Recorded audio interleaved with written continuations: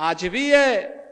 कुछ लोग हैं कहेंगे खाएंगे रहेंगे हिंदुस्तान में, खाएंगे हिंदुस्तान में, लेकिन वंदे मातरम गाएंगे नहीं। हम उनकी मंशा को समझें, हम उनकी मंशा को समझें। ये बाध्यकारी नहीं है, लेकिन यह समझने की विषय वस्तु भी है। जो लोग वंदे मातरम का विरोध कर रहे हैं वे भारत माता का विरोध कर रहे हैं। यह किसी व्यक्ति के लिए नहीं, यह वंदे मातरम राष्ट्रीय गीत किसी व्यक्ति, किसी जाति, किसी क्षेत्र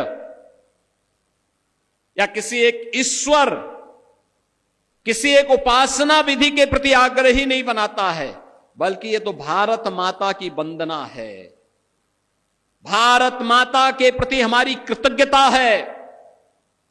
भारत माता के लिए गाए जाने वाले हमारे उस स्वर का प्रतीक है जो हमारे अंतःकरण के भाव को व्यक्त करता है।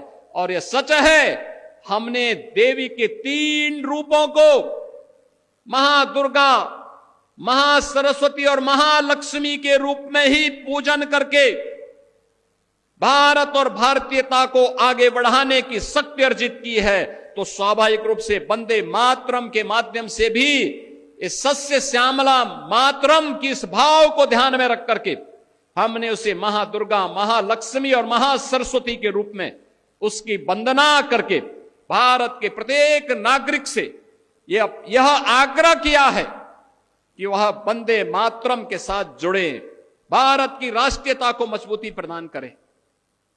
याद करिए, जिस गीत को स्वयं स्वर दिया हो गुरुदेव रविंद्रनाथ टैगोर ने,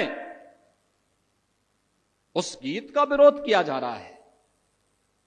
भारत का क्रांतिकारी जिस गीत को गा करके फांसी के फंदे पर चूमता था, उसका विरोध किया जा रहा है। भारत की एकता और अखंडता का प्रतीक जो गीत है, उसका विरोध किया जा रहा है।